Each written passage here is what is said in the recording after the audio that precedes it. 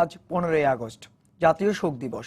৭৫-এর এই দিনেই বাঙালি জাতি হারিয়েছে হাজার বছরের শ্রেষ্ঠ সন্তান জাতির পিতা বঙ্গবন্ধু শেখ মুজিবুর রহমানকে।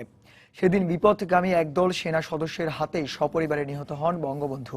শোকাবহ সেই দিনের কথা স্মরণ করে বঙ্গবন্ধুর রাজনৈতিক সহযোদ্ধারা বলছেন, জাতীয় ও আন্তর্জাতিক ষড়যন্ত্রে ৭১-এর পরাজিত শক্তি বঙ্গবন্ধুকে হত্যা করে। বিশ্লেষকদের মতে বাংলাদেশের স্বাধীন সত্তাকে যারা মেনে নিতে পারেননি তারা বঙ্গবন্ধুকে হত্যা করলেও স্বাধীন বাংলাদেশের স্থপতি হিসেবে শেখ মুজিবুর রহমানের কাছে বাঙালির ঋণ অপরিশোধ্য। শোকাবহ সেই আগস্টের ঘটনা জানাচ্ছেন ইজাজ সুমিত। আমাদের মুক্তির সংগ্রাম। লাখো জনতার সামনে মুক্তির গান শোনালেন বাংলার অবিসংবাদিত নেতা বঙ্গবন্ধু শেখ মুজিবুর রহমান। এরপর সংগ্রামের পথ ধরে এলো প্রিয় স্বাধীনতা। জাতির স্থপতি এবার হাত দিলেন দেশ পুনর্গঠনের কাজে। কিন্তু প্রশাসক হিসেবে দেশকে কাঙ্ক্ষিত লক্ষ্যে পৌঁছানোর আগেই একদল বিপথগামী সেনার হাতে জীবন দিতে হলো বাঙালির স্বপ্ন দিশারির। 5টি ট্রাকে করে আসা শতাধিক সেনার হাতে সেদিন শুধু বঙ্গবন্ধুই নয়, প্রাণ হারান শিশু রাসেল সহ পরিবারের অন্য সব সদস্য। দেশের বাইরে থাকায় বেঁচে যান বঙ্গবন্ধুর 2 মেয়ে শেখ হাসিনা ও শেখ রেহানা। শোকাবহ সেই দিনের কথা স্মরণ করলেন বঙ্গবন্ধুর এই রাজনৈতিক সহযোদ্ধা। সকালে নামাজ পড়ার জন্য উঠবো, এমন সময় দেখি খালা দরজা ধাক্কাচ্ছে। সকালে ঢাকার ভিতরে একটা আতঙ্কিত ভাব। তা আমি উঠছি, উঠে দরজা খোলার পর দেখে যে সব হতভম্ব হয়ে দাঁড়িয়ে আছে আমার সামনে। তা আমি তার ঘরের ভিতরে প্রবেশ করলাম। প্রবেশ করে আমি রেডিতে শুনলাম ডালিম তখন ঘোষণা দিতে আছে। ওই ডালিমের কথা শুনে আমি বললাম যে আধা ঘন্টার ব্যাপার, ওইটা কোথায় একটা ফুটানি মারতে আসে, শেষ হয়ে যাবে। তখন অনবরত এটা শুনতে আসি। তখন আস্তে আস্তে আমার মাইন্ডে একটা রিয়াকশন আরম্ভ হয়েছে। একজন আপনজনের খারাপ খবর শুনলে যেভাবে লাগে ঠিক সেমনি একটা ধাপধারা।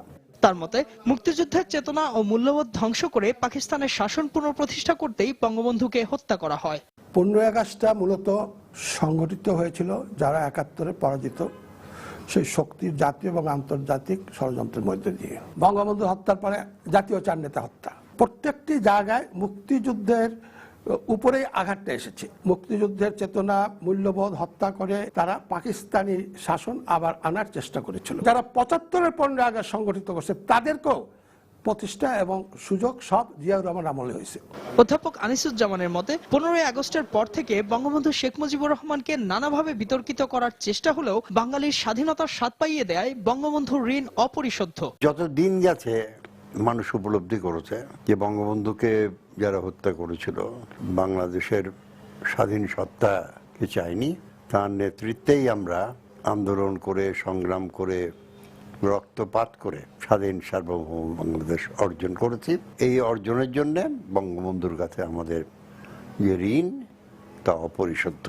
দলমতের ঊর্ধ্বে উঠে শোকাবহ এই দিনটিকে সার্বজনীনভাবে পালন করার উপর জোর দিলেন এই বিশ্লেষক। মর্যাদা তিনি। ইজাজ সৌমিক, সময় সংবাদ, ঢাকা। মৃত্যুর কাছে হার মানেনি অবিসংবাদিত এই নেতা। তাই তো কবির কণ্ঠে বারে বারে উচ্চারিত হয়, যতদিন রবে পদ্মা মেঘনা যমুনা গৌরী বহমান, ততদিন রবে কৃত্তি তোমার শেখ মুজিবুর রহমান। বঙ্গবন্ধু শেখ মুজিবুর রহমানের শাহাদাত বার্ষিকী স্মরণে আওয়ামী লীগ 40 দিনব্যাপী কর্মসূচি পালন করছে। এর অংশ হিসেবে আগামীকাল 15ই আগস্ট সারাদিন নানা কর্মসূচি চলবে। দর্শক, আমি শান্ত বিশ্বাস এবার স্বাগত জানাচ্ছি আমাদের নিয়মিত আয়োজন খেলার সময়। এই পর্যায়ে জানিয়ে দিচ্ছি শিরোনামগুলো। 2রা সেপ্টেম্বর থেকে ঢাকায় শুরু হচ্ছে শারীরিক প্রতিবন্ধীদের আন্তর্জাতিক ক্রিকেট। এই আসরে কাজ করছেন টাইগার অধিনায়ক মাশরাফি। সৌম্য মুস্তাফিজকে সাতক্ষীরায় জমকালো সংবর্ধনা। আনুষ্ঠানিকভাবে বাংলাদেশ সফরে স্টিভ স্মিথকে অজি অধিনায়ক ঘোষণা। আর্থিক সংকট ও ভালো মানের ফুটবলার দলে টানতে না পারায় দেশের ফুটবলে আধিপত্য হারাচ্ছে ঐতিহ্যবাহী ক্লাব আবাহনী ও মোহামেডান। একাডেমি গঠনের বিকল্প নেই মত ক্লাব কর্তাদের। বছরের 5ম শিরোপার স্বপ্ন মেসিদের। রাতে স্প্যানিশ সুপার কাপের ফাইনালে অ্যাথলেটিক বিলবাওয়ের মুখোমুখি বার্সেলোনা। ইপিএল এ ম্যান ইউনাইটেডের প্রতিপক্ষ অ্যাস্টন ভিলা। এবং 156 জন শিক্ষানবিশ দাবাড়ুকে নিয়ে ঢাকায় চলছে অ্যামেচার দাবা চ্যাম্পিয়নশিপ। অভিজ্ঞতা অর্জন ও রেটিং পয়েন্ট বাড়ানোই খেলোয়াড়দের মূল লক্ষ্য।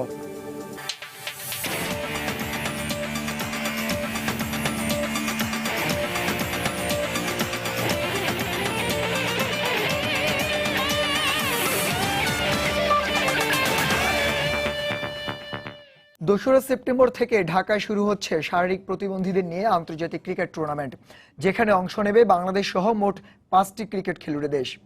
এদিকে এই আসরের প্রচারণায় প্রতিবন্ধী ক্রিকেটারদের সঙ্গে কাজ করছেন টাইগার দলনেতা মাশরাফি। তাদের সঙ্গে কাজ করতে পেরে নিজেকে গর্বিত মনে করছেন টাইগার অধিনায়ক। এমনিভাবেই টাইগার অধিনায়ক মাশরাফিকে সামনে রেখে নিজেদের সক্ষমতার কথা জানান দিচ্ছিলেন বাংলাদেশের শারীরিক প্রতিবন্ধী ক্রিকেটাররা। মূলত আন্তর্জাতিক সামাজিক সংগঠন International Committee of Red Cross আইসিআরসির উদ্যোগে শারীরিক প্রতিবন্ধীদের নিয়ে 2 সেপ্টেম্বর থেকে শুরু হতে যাওয়া আন্তর্জাতিক ক্রিকেট টুর্নামেন্টের প্রচারণামূলক অনুষ্ঠানের শুটিংয়ের দৃশ্য এটি, যেখানে শুভেচ্ছার দূত হিসেবে কাজ করছেন বাংলাদেশ জাতীয় ক্রিকেট দলের অধিনায়ক মাশরাফি বিন মুর্তজা। তাকে কাছে পেয়ে দারুণ খুশি শারীরিক প্রতিবন্ধী ক্রিকেটাররাও। ডিজেবিলিটি একটু আছে, প্রবলেম আছে, কিন্তু আমাদের যে মেকানিক্যাল কিছু জিনিসগুলো আমাদেরকে শেখানো হচ্ছে, আমরা খুব ভালো করব এবং আমরা খুব ভালো প্রিপারেশন নিচ্ছি। মাশরাফি বলেছে যে আমাদের যে ভালো খেলতে হবে, খুব ভালো রেজাল্ট করতে হবে আমাদের।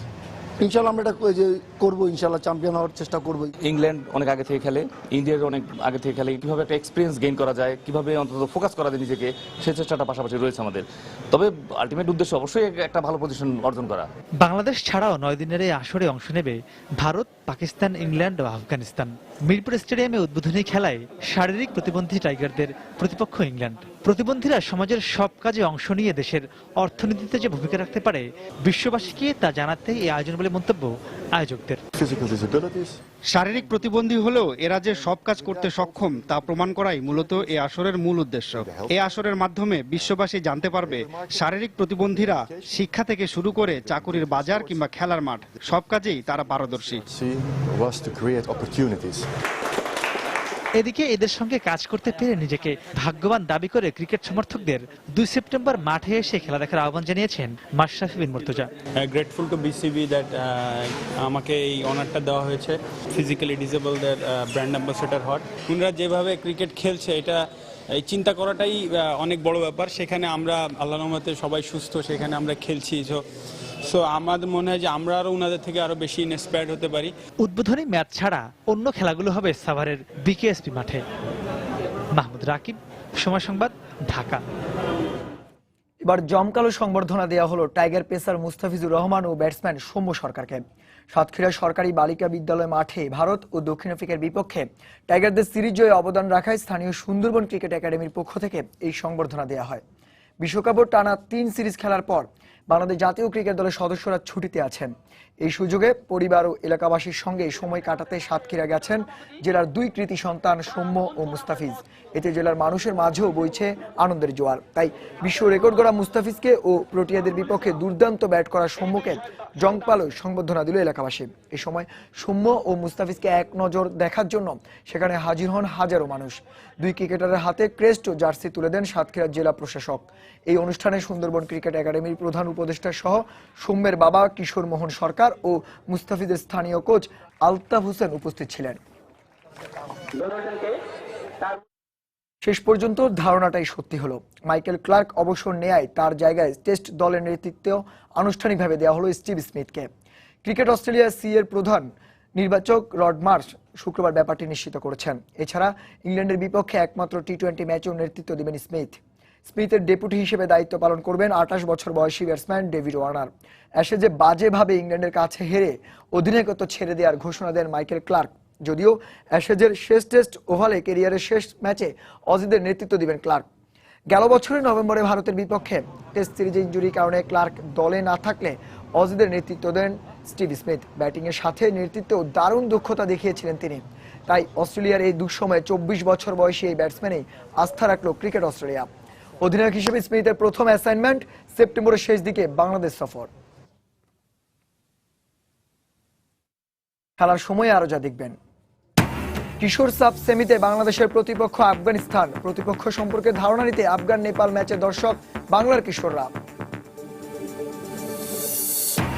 গল টেস্ট জয়ের জন্য টিম ইন্ডিয়ার আর দরকার 153 রান। রাহানের রেকর্ড ক্যাচ এবং চান্দিমালের সেঞ্চুরিতে 367 রানে দ্বিতীয় ইনিংসে অল আউট শ্রীলঙ্কা। খেলার মাঝে বানরের উৎপাত।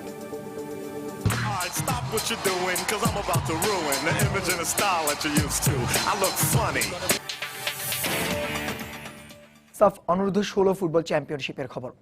গ্রুপ পর্বের শেষ ম্যাচে আফগানিস্তানকে 1-0 গোলে হারিয়ে বি গ্রুপের চ্যাম্পিয়ন হিসেবে সেমিফাইনালে উঠেছে নেপাল। ফলে নেপালের জয়ে সেমিফাইনালে আফগানিস্তানের বিপক্ষে লড়বে বাংলাদেশ। নেপালে আফগানিস্তানের ম্যাচের আগে বৃষ্টির কারণে আধ ঘন্টা খেলা বন্ধ থাকে। এরপর দুদল মাঠে নামলে অনেকটা ছন্ন ছাড়া ফুটবল খেলা দেখে সিলেটের দর্শকরা। প্রথমার্ধে কোনো দলই তাদের আক্রমণ ভাগকে কাজে লাগাতে পারেনি, ফলে গোলশূন্য হয়েই বিরতিতে যায় দুদল।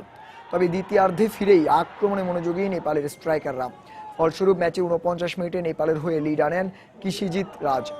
আফগান ডিফেন্ডারদের ভুলে বল পেয়ে তা কাজে লাগান নেপালি এই ফরওয়ার্ড। এরপর অবশ্য গোল পরিশোধের চেষ্টা করেও আর ম্যাচে সমতা ফেরাতে পারেনি আফগানিস্তান। ফলে গ্রুপ চ্যাম্পিয়ন হয়ে জয় নিয়ে মাঠ ছাড়ে নেপাল। সেমিফাইনালে নেপালের প্রতিপক্ষ ডিফেন্ডিং চ্যাম্পিয়ন ভারত।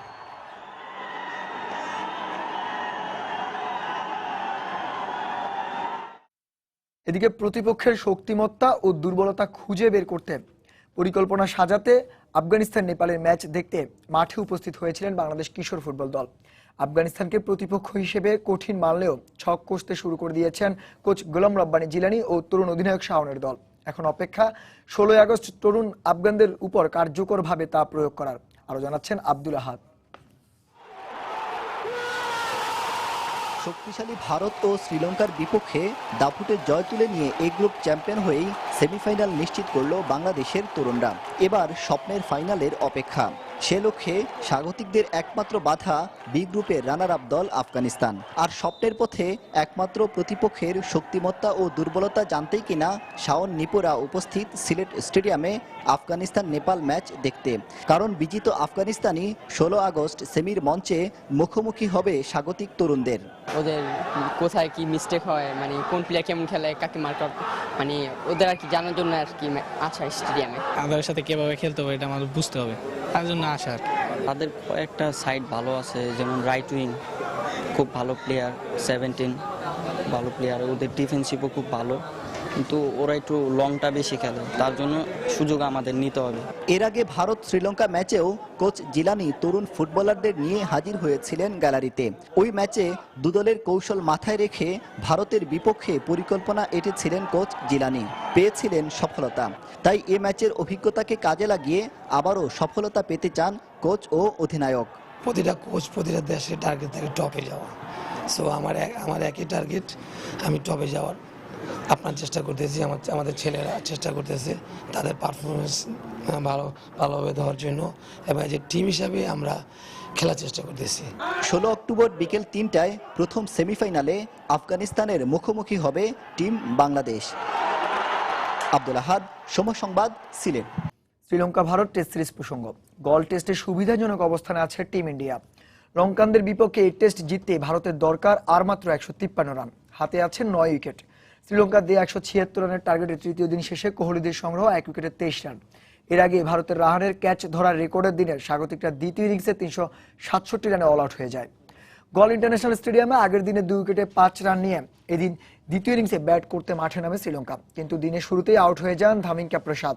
এরপর লঙ্কান ক্রিকেটের স্বপ্নের নায়ক সাঙ্গাকারা আবারও ব্যর্থ হলেন। মাত্র ব্যক্তিগত 40 রান করে আউট হয়ে যান সাঙ্গা। পরে মেথুইস 39 রান ও থ্রিম্যানে 44 রান করে সাজঘরে ফিরলেও লঙ্কান ব্যাটিংয়ের হাল ধরে রাখেন চান্দিমাল। টেস্টে নিজের চতুর্থ সেঞ্চুরি তুলে কেরিয়ার সেরা 162 রান করে আউট হন এই উইকেট রক্ষক ব্যাটসম্যান। শেষে রঙ্গনা হেরাত 49 রান করলে 367 রানে গুটিয়ে যায় স্বাগতিকদের দ্বিতীয় ইনিংস। হেরাতের ক্যাচ ধরে আউটফিল্ডে টেস্টে 8টি ক্যাচ ধরে বিশ্ব রেকর্ড গড়েন রাহানে। পরে জয়ের জন্য 176 রানের টার্গেটে ব্যাট করতে নেমে দলীয় 12 রানে ওপেনার কুশল রাহুলকে হারায় টিম ইন্ডিয়া। ধাওয়ান 13 রান ও ঈশান্ত শর্মা 5 রানে অপরাজিত থেকে চতুর্থ দিনের খেলা শুরু করবেন।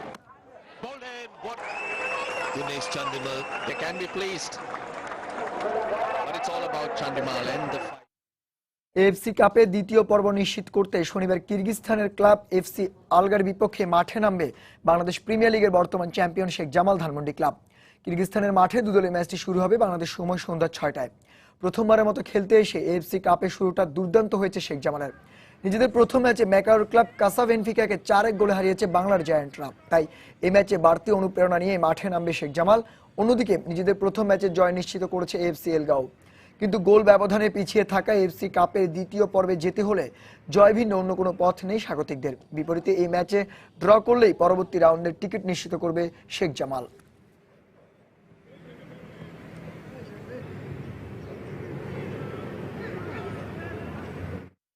বাংলাদেশ প্রিমিয়ার লিগের খবর। শেষ পর্যন্ত হার দিয়ে এই মৌসুমে প্রিমিয়ার লিগ মিশন শেষ করলো ব্রাদার্স ইউনিয়ন। নিজেদের শেষ ম্যাচে চট্টগ্রাম আবাহনীর কাছে 1-0 গোলে হেরে গেছে গোপীবাগের এই ক্লাবটি। প্রিমিয়ার লিগের এই ম্যাচে চট্টগ্রাম আবাহনীর মাঠ এমএ স্টেডিয়ামে আতিথ্য নিয়েছিল ব্রাদার্স ইউনিয়ন।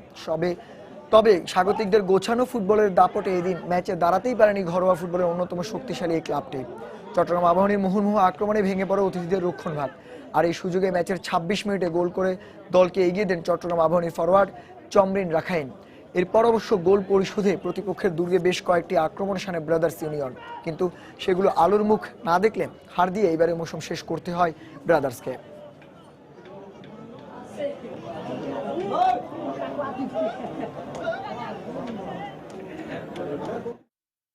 অর্থনৈতিক সংকটের কারণে আবাহনী মোহামেডানের মতো ক্লাবগুলো দেশের ফুটবলের শিরোপার রেসে এখন আর থাকতে পারছে না, এমন মন্তব্য করেছেন ক্লাবের কর্মকর্তারা। পাশাপাশি ফুটবলারদের ক্লাব প্রীতি না থাকাও এর জন্য দায়ী বলে দাবি করেন এই ফুটবল সংগঠকরা।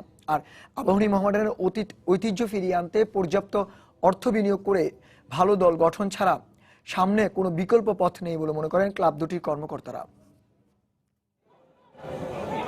এবারের মৌসুমের প্রিমিয়ার লিগ প্রায় শেষ হতে চলল।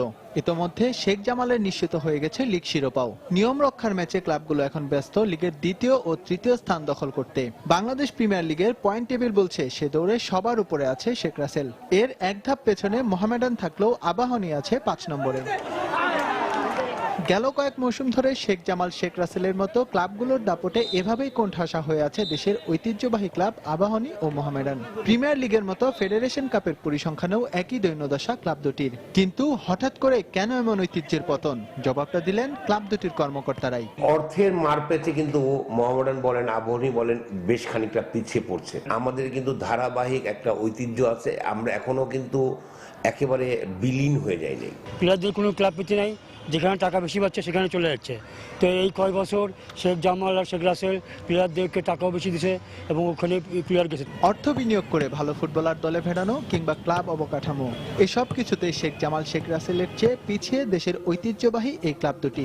তাই পর্যাপ্ত অর্থের সংকুলন করে শক্তিশালী দল গঠন করতে না পারলে দেশের ফুটবলে এই ঐতিহ্যবাহী ক্লাবগুলো সেরার মুকুট আরো হারাবে বলে শঙ্কা প্রকাশ করেন ক্লাব কর্মকর্তারা। যে টিম প্রথমে টাকা দিতে পারতেছে সব প্লেয়ার ওদিকে ঝুঁকে পড়তেছে। সমাধান কিছু নেই, সমাধান অন্য ক্লাবগুলো চ্যাম্পিয়ন হতে হলে তাদেরকেও টাকা জোগাড় করতে হবে এবং টাকা জোগাড় করে ভালো প্লেয়ার কন্ট্রাক্ট করতে হবে। প্রাণপণ চেষ্টা করতেছি মোহামেডান একটা আমাদের যেহেতু লিমিটেড ক্লাব, আমাদের একটা রেগুলার ইনকাম করতে হবে, নিশ্চিত ইনকাম তৈরি করতে হবে। এই পথটা আমরা করলে মোহামেডান যে কোনো দিন ঘুরে দাঁড়াবে, এইটুকু আমি বিশ্বাস করি। এই সংখ্যা ঠেকাতে ক্লাবগুলোকে আয় নির্ভর হওয়ার পাশাপাশি নিজস্ব একাডেমিতে বয়সভিত্তিক ফুটবলার প্রশিক্ষণের উপর জোর দিলেন এই ক্লাব সংগঠকরা। এস.এম. ইকবাল, সময় সংবাদ, ঢাকা। স্প্যানিশ সুপার কাপের খবর। উয়েফা সুপার কাপের শিরোপা উৎসব শেষ না হতেই এবার মৌসুমের পঞ্চম শিরোপার মিশনে মাঠে নামছে Spanish giant Barcelona. Spanish super কাপের প্রথম লেগে অ্যাথলেটিক বিলবাওয়ের মুখোমুখি হবে কাতালান জায়ান্টরা। বিলবাওয়ের মাঠ সান মামেস স্টেডিয়ামে ম্যাচটি শুরু হবে বাংলাদেশ সময় আজ রাত 2টায়। গেল মে মাসে দুর্দান্ত মেসির জোড়া গোলে এই বিলবাওকে হারিয়েই কিংস কাপের রেকর্ড ২৭তম শিরোপা জিতেছিল বার্সা। এবারও একই প্রতিপক্ষের সামনে কাতালানরা। ইউএফা সুপার কাপে সেভিয়ার বিপক্ষে জয়ে দল বেশ উজ্জীবিত থাকলেও কিছুটা চিন্তায় আছেন কোচ লুই এনরিকে। ইনজুরির কারণে জর্ডি আলবা ও অসুস্থতার কারণে নেইমারকে ছাড়াই মাঠে নামতে হবে কাতালানদের। সংশয় আছে অধিনায়ক ইনিয়েস্তা ও হাভিয়ার মাসচেরানোর খেলা নিয়েও। কিন্তু কোচকে নির্ভর করার দায়িত্বটা যে দীর্ঘদিন ধরে সুচারুভাবে করে আসছেন খুদে জাদুকর লিওনেল মেসি, তাই আবারও দায়িত্ব নিতে প্রস্তুত আর্জেন্টিনার অধিনায়ক। তবে ইউএফা সুপার কাপে দলের জয়সূচক গোল করলেও সান মামেসে মূল একাদশে হয়তো দেখা যাবে না পেদ্রোকে, কিন্তু তাতেও সমস্যা হবার কথা না কাতালানদের। কেননা মুখোমুখি লড়াই কিংবা পরিসংখ্যানে তো এগিয়ে আছে মেসির দলই। বিলবার বিপক্ষে এখন পর্যন্ত 53 দেখায় 12 হারের বিপরীতে কাতালানদের জয় 33টিতে। তাই এবারও বিলবাও থেকে জয় নিয়ে ফিরতে চায় সুপার কাপের 11 বারের চ্যাম্পিয়ন বার্সা। অন্যদিকে কাগজে কলমে পিছিয়ে থাকলেও ঘরের মাঠে খেলা হওয়ায় আত্মবিশ্বাসী বিলবাও। যদিও গুরুত্বপূর্ণ এই ম্যাচে মিডফিল্ডার ইকার মুনিয়ানকে পাবে না তারা। আর 6 বছর আগে বার্সার বিপক্ষে সুপার কোপা ডি এসপানায় হারলেও এবার জয় ছিনিয়ে নিতে চায় আসরের 1984 সালের চ্যাম্পিয়নরা। 2009 সালে হেক্সা জয়ের পথে স্প্যানিশ সুপার কাপে এই বিলবাওকেই হারিয়েছিল বার্সা। তাই কাতালান সমর্থকদের প্রার্থনা এবারও যেন তেমনটি হয়। সাজিদ মুস্তাহিদ, সময় সংবাদ। এবার ইংলিশ প্রিমিয়ার লিগের খবর। জয় দিয়ে লিগ শুরু করার পর এবার ধারাবাহিকতা ধরে রাখার চ্যালেঞ্জ নিয়ে মাঠে নামতে যাচ্ছে ম্যানচেস্টার ইউনাইটেড, প্রতিপক্ষ এস্টন ভিলা। বার্মিংহামের ভিলা পার্কে ম্যাচটি শুরু হবে বাংলাদেশ সময় আজ রাত 1:15টায়। গেল 2 মৌসুমে না পারলেও এবার জয় দিয়ে মৌসুম শুরু করেছে ইংলিশ লিগের সবচেয়ে সফল দল ম্যানচেস্টার ইউনাইটেড। যদিও ঘরের মাঠে তাদের কঠিন পরীক্ষায় নিয়েছিল টটেনহাম, তবে এবার লুই ভ্যান হলের শিষ্যদের প্রতিপক্ষ অ্যাস্টন ভিলা, যে দলটিকে রেড ডেভিলদের প্রিয় প্রতিপক্ষ বললেও হয়তো ভুল হবে না, কেননা ইংলিশ প্রিমিয়ার লিগে গেল 20 বছর ভিলার বিপক্ষে হার মানেনি ম্যান ইউনাইটেড। এছাড়া ভিলার বিপক্ষে শেষ 39 ম্যাচে মাত্র একটিতে হেরেছে রেড ডেভিলরা, তাই এই ম্যাচেও এগিয়ে থেকেই মাঠে নামবে ভ্যান হলের শিষ্যরা। যদিও দলবদলের গুঞ্জন থাকায় এই ম্যাচে গোলরক্ষক ডেভিড ডিহিয়া মাঠে নামবেন না বলেই জানিয়েছেন দলের কোচ। অন্যদিকে প্রিমিয়ার লিগের অভিষিক্ত বর্নমাউথের বিপক্ষে জয় দিয়ে এবারের মৌসুম শুরু করেছে টিম শেরুরের দল। এছাড়া ঘরের মাঠে খেলা হয় জয়ের ধারা ধরে রাখতে চায় অ্যাস্টন ভিলা।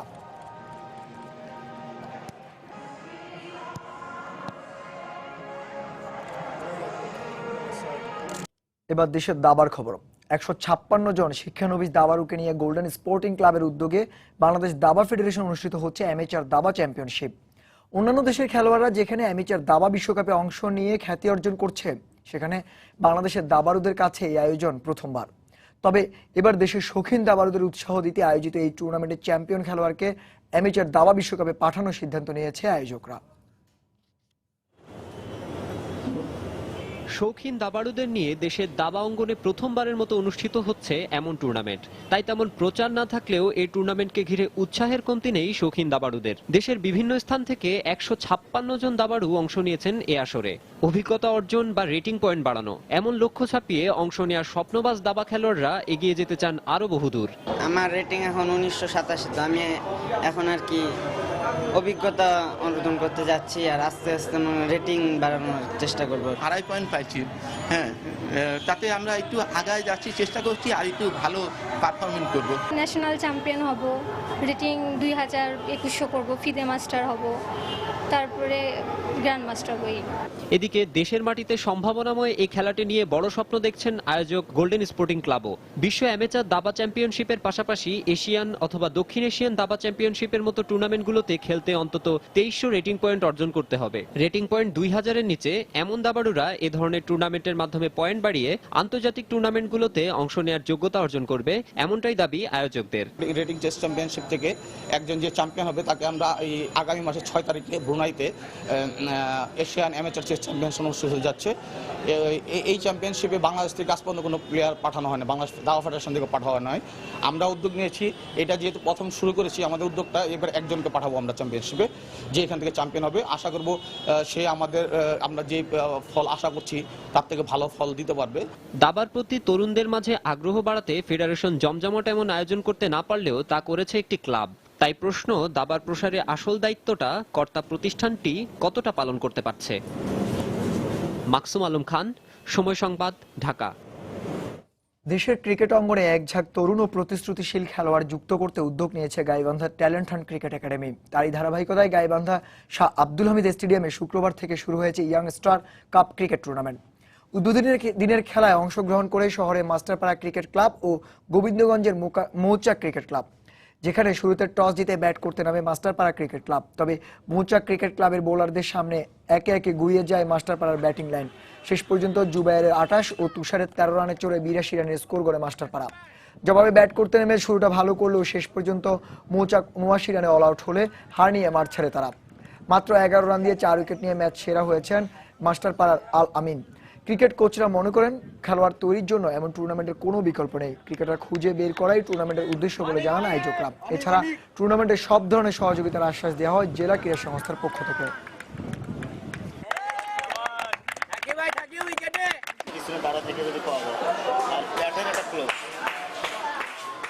রুট লেভেল থেকে খেলা তৈরি করতে পারছি না একটাই কারণ, বেশি করে খেলা দরকার আমাদের। এরকম টুর্নামেন্ট অসংখ্য হওয়া দরকার, হ্যাঁ, যা হলে যত টুর্নামেন্ট হবে তত আমাদের প্লেয়ার পাবো আমরা। অনেক ট্যালেন্ট আছে যে দেখছি আমরা, অনেক সময় গাইবান্ধা ফার্স্ট ডিভিশন ভালো খেলছে কিন্তু পরবর্তীতে তারা হারাই গেছে।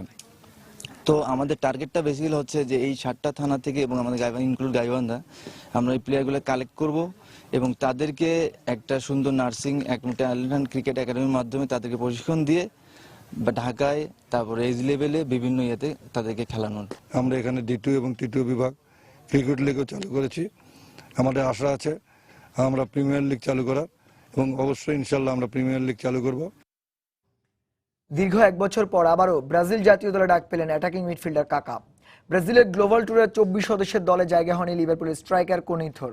তবে ইনজুরি কাটিয়ে ফিরেছেন দানিয়েলো গুস্তাভো এবং চেলসির স্ট্রাইকার অস্কার। নিষেধাজ্ঞার কারণে অক্টোবরে বিশ্বকাপ বাছাই পর্বের প্রথম 2 ম্যাচে চিলি ও ভেনেজুয়েলার বিপক্ষে মাঠে নামতে পারবেন না ব্রাজিলিয়ান অধিনায়ক নেইমার। কিন্তু ব্রাজিলের গ্লোবাল ট্যুরে ঠিকই মাঠে নামবেন এই বার্সা তারকা। আর নেইমারের সতীর্থ হিসেবে ডাক পেয়েছেন জেনিতের স্ট্রাইকার হাল্ক ও পিএসজির লুকাস। এছাড়া 5 সেপ্টেম্বর কোস্টারিকার বিপক্ষে সেরা একাদশে জায়গা হলে ব্রাজিলের হয়ে অভিষেক হতে পারে গোলরক্ষক অ্যালিসন, অ্যাথলেটিক ডিফেন্ডার সান্তোস এবং সান্তোস এফসি ক্লাবের মিডফিল্ডার লুকাস লিমার। 9 সেপ্টেম্বর যুক্তরাষ্ট্রের বিপক্ষে ট্যুরের দ্বিতীয় শেষ ম্যাচটি খেলবে দুঙ্গার শিশুরা।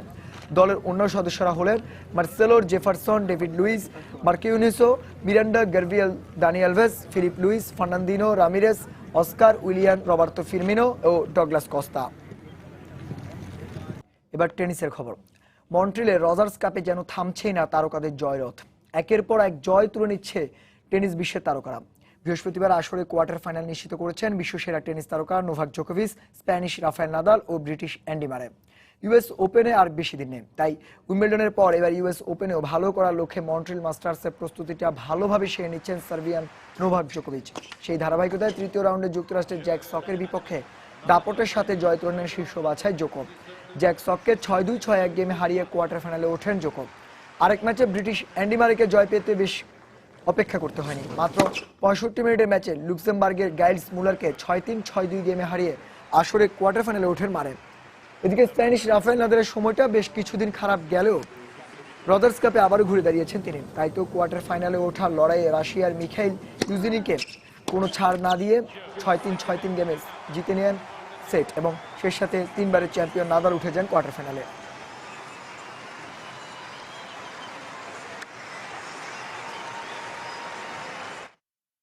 আবারও ক্রীড়া জগতে সবচেয়ে বেশি আয় করা নারী অ্যাথলেটদের নামের তালিকায় শীর্ষে জায়গা করে নিয়েছেন টেনিস তারকা মারিয়া শারাপোভা।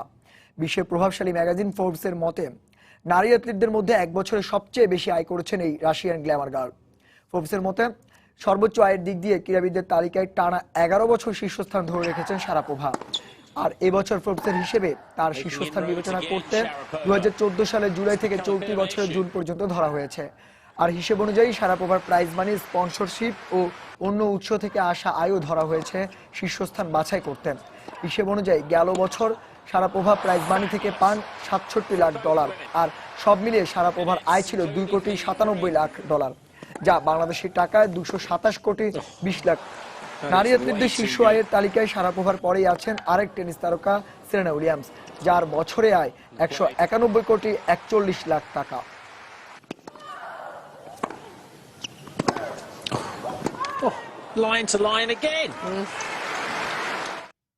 অদ্ভুত আর অভিনব কাণ্ড ঘটিয়ে বিশ্ব রেকর্ড গড়ার স্বপ্নচারীরা যে কোনো বাধা আর অসম্ভবকে উতরে যেতে প্রস্তুত থাকেন। তেমনই এক দুঃসাহসিক অভিযানে প্রস্তুতি নিচ্ছেন একদল তরুণ সার্ফার। পৃথিবীর সবচেয়ে বড় প্রবাল প্রাচীর অস্ট্রেলিয়ার কুইন্সল্যান্ড উপকূলের গ্রেট ব্যারিয়ার রিফের উপর দিয়ে 1000 কিলোমিটার কাইট সার্ফিং করে বিশ্ব রেকর্ড গড়ার পরিকল্পনা করছেন তারা। তবে কাইট দ্য রিফ নামের এই আয়োজনের মূল উদ্দেশ্য বিশ্ব রেকর্ড গড়া নয়, পাশাপাশি দুরারোগ্য ব্যাধি, মোটর নিউরনের উপর গবেষণাকে এগিয়ে নিতে অর্থ সংগ্রহ করা। শুধু একটি সরু বোর্ডের উপর ভর করে সমুদ্রের উত্তাল ঢেউয়ের সাথে পাল্লা দিয়ে এগিয়ে যাওয়ার রোমাঞ্চকর খেলা সার্ফিং এর সাথে কম বেশি সবাই পরিচিত। ভারসাম্যের খেলা সার্ফিং এর রোমাঞ্চকে আরো এক ধাপ বাড়িয়ে দেয় কাইট সার্ফিং। বিশাল আকারের প্যারাশুট আকাশে উড়িয়ে লম্বা দড়ির অপর প্রান্ত ধরে উত্তাল সাগরের ওপর দিয়ে এগিয়ে যান সার্ফারেরা। এই দুঃসাহসিক খেলাকে আরো বেশি রোমাঞ্চকর করে তুলতে এবার কাইট সার্ফিং এর আয়োজন করা হচ্ছে পৃথিবীর সবচেয়ে বড় প্রবাল প্রাচীর অস্ট্রেলিয়ার গ্রেট ব্যারিয়ার রিফে। বিশ্বের সবচেয়ে দীর্ঘ কাইট সার্ফিং এর উদ্যোক্তা অস্ট্রেলিয়ার 8 তরুণ kite surfer. Guinness book of ওয়ার্ল্ডে নাম তোলার পাশাপাশি দুরারোগ্য রোগ মোটর নিউরনের উপর গবেষণার জন্য অর্থ সংগ্রহ তাদের উদ্দেশ্য। এর আগে অনেকেই সপ্তাহে 20 বার এভারেস্টের চূড়ায় ওঠানামা করে বাইক রাইডিং সহ আরো অদ্ভুত কাজ করে রেকর্ড গড়েছেন। তবে কেউ কখনো 1000 কিলোমিটার কাইট সার্ফিং এ রেকর্ড গড়েননি। এর আগে কেউ কখনো প্রবাল প্রাচীরের উপর দিয়ে এত দীর্ঘ পথ সার্ফিং এর সাহসও করেননি, যা এবার আমরা করতে যাচ্ছি। আমার এক কাছের বন্ধু মোটর নিউরন রোগে আক্রান্ত হয়ে মারা যায়। এরপর থেকে এ রোগে আক্রান্ত রোগীদের জন্য কিছু করার ইচ্ছে হয়। কাইট সার্ফিং এর মধ্য দিয়ে সে সুযোগ এবার আমার সামনে এসেছে। মোটর নিউরন হচ্ছে এমন এক স্নায়বিক ব্যাধি যে রোগে শারীরিক নাড়াচাড়ার পেশিগুলোকে নিয়ন্ত্রণকারী স্নায়ু অকেজো হয়ে পড়ে। দুরারোগ্য এ রোগের প্রতিষেধকের খোঁজে গবেষণা করছে অস্ট্রেলিয়ার ম্যাকোয়ারি বিশ্ববিদ্যালয়ের মোটর নিউরন গবেষণা কেন্দ্র। পেশাদার সার্ফারদের সাথে ঝুঁকিপূর্ণ এ প্রতিযোগিতায় অংশ নেবেন এ গবেষণা কেন্দ্রের প্রধান গবেষক ডক্টর নিকোলাস কোলো। 10 দিনের এই প্রতিযোগিতায় 8 জন সার্ফার প্রতিদিন কমপক্ষে 7 ঘন্টা কাইট সার্ফিং করবেন। ভিন্নধর্মী এই ইভেন্ট থেকে সংগৃহীত অর্থ গবেষণার জন্য ম্যাকোয়ারি বিশ্ববিদ্যালয়কে দেওয়া হবে। ফাহমিদা শম্পা, সময় সংবাদ। 98 রানে অপরাজিত চান্দিমাল অপেক্ষায় ছিলেন ক্যারিয়ারের চতুর্থ সেঞ্চুরির, আর ভারতীয় ফিল্ডাররা প্রতীক্ষায় ছিলেন উইকেটের খোঁজে। কিন্তু সব প্রতীক্ষা আর অপেক্ষায় পানি ঢেলে হাজির ফিল্ডিংয়ের দ্বাদশ খেলোয়াড়। দারুণ হাস্যকর পরিস্থিতি, হতভম্ব 2 আম্পায়ার। কিভাবে মাঠে প্রবেশ করলেন এই অতিথি ফিল্ডার? সেঞ্চুরি উদযাপনের আগে মজা পেয়েছেন চান্দিমালও, ঠিক তেমন মজা পেয়েছিলেন কোহলি, রোহিতরা। দর্শক, গল টেস্ট চলা অবস্থায় মাঠে হঠাৎ করেই প্রবেশ করেন এক বানর। চলুন মজার ব্যাপারটি আমরাও দেখে আসি। খেলার সময় শিরোনামগুলো জানিয়ে দিচ্ছি আরো একবার। 2রা সেপ্টেম্বর থেকে ঢাকায় শুরু হচ্ছে শারীরিক প্রতিবন্ধীদের আন্তর্জাতিক ক্রিকেট। এই আসরে কাজ করছেন টাইগার দলনেতা মাশরাফি। সৌম্য মুস্তাফিজকে সাতক্ষীরায় জমকালো সংবর্ধনা। আনুষ্ঠানিকভাবে বাংলাদেশ সফরে স্টিভ স্মিথকে অজি অধিনায়ক ঘোষণা। আর্থিক সংকট ও ভালো মানের ফুটবলার দলে টানতে না পারায় দেশের ফুটবলে আধিপত্য হারাচ্ছে ঐতিহ্যবাহী ক্লাব আবাহনী ও মোহামেডান। একাডেমি গঠনের বিকল্প নেই, মত ক্লাব কর্মকর্তাদের। বছরের 5ম শিরোপার স্বপ্ন মেসিদের। রাতে স্প্যানিশ সুপার কাপের ফাইনালে অ্যাথলেটিক বিলবাওয়ের মুখোমুখি বার্সেলোনা। ইপিএলে ম্যান ইউনাইটেডের প্রতিপক্ষ অ্যাস্টন ভিলা। এবং 156 জন শিক্ষানবিশ দাবাড়ুকে নিয়ে ঢাকায় চলছে অ্যামেচার দাবা চ্যাম্পিয়নশিপ। অভিজ্ঞতা অর্জন ও রেটিং পয়েন্ট বাড়ানোই খেলোয়াড়দের মূল লক্ষ্য। দর্শক, এই ছিল খেলার সময়ের এখনকার আয়োজন। যে কোনো খবর পেতে ভিজিট করুন সময়.tv। পাশাপাশি খেলার আপডেট পেতে SMS করুন *S লিখে পাঠিয়ে দিন 16242 নম্বরে। আর খেলার জগতের সব খবর, সর্বশেষ খবর জানতে সঙ্গে থাকুন সময়।